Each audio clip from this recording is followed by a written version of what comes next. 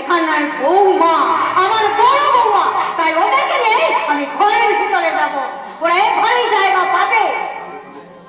ওগো, ওদেরকে তুমি ক্ষমা করে দাও। ক্ষমা নেই।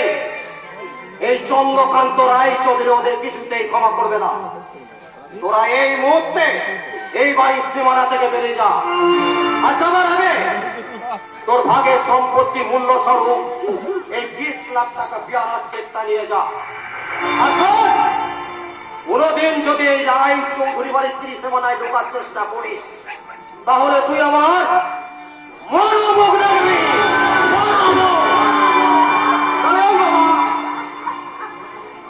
এত বড় দিদিটাই যখন দিলেন তখন আপনার সম্পত্তির অংশ আমি কি করে নেবো বাবা? তাছাড়া আমি আমার টাকা পয়সা বিষয় সম্পত্তি এসব কিছু চাইনি বাবা। আমি শুধু চেয়েছিলাম আপনার স্নেহের দৃষ্টি দিয়ে আমাকে এক করে চলেছে। দেখুন, একবার শুধু একবার আপনাকে খোকা বলে রাখুন। কিন্তু সেটাই যখন হলো না তখন আপনার সম্পত্তি আপনি ফিরিয়ে দিন বাবা।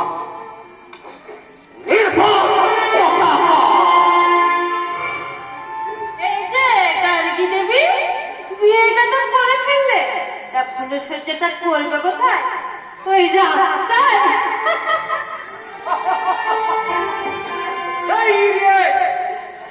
এখনো দাঁড়িয়ে আছিস কেন? বাড়ি থেকে বেরিয়ে দিতে পারছিস না? রাস্কেল কোথাকার!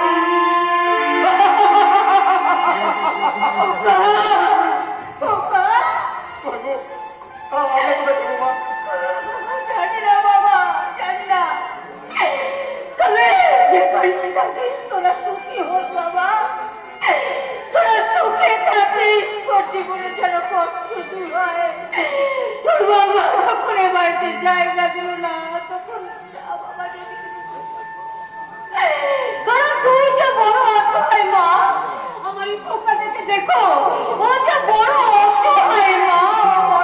কিন্তু দাদা, দাদা তোরা কোথায় যাবি দাদা? তোরা কি খাবি রে দাদা?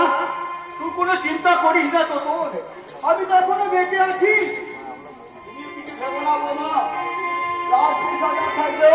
কলকাতায় আমার তো একটা পুরোনো বাড়ি আছে, সেই বাড়িতে আমি রজত কাঞ্চনকে ঠাই দিইনি, কিন্তু তোদের জন্য আমি সেই দরজা খুলে দেবো।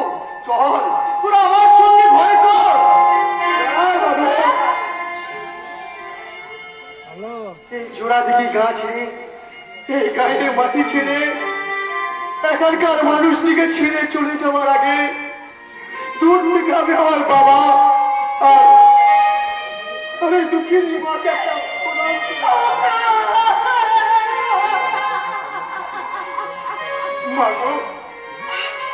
বিনা অপরাধে বাবা আমাকে চিরদিনের জন্য দূরে সরিয়ে দিল। কিন্তু এমন একদিন আসবে সেদিন আমার জন্য বাবাকে চোখের জল ফেলতে হবে। মা, আমার জন্য বাবাকেও চোখের জল ফেলতে হবে।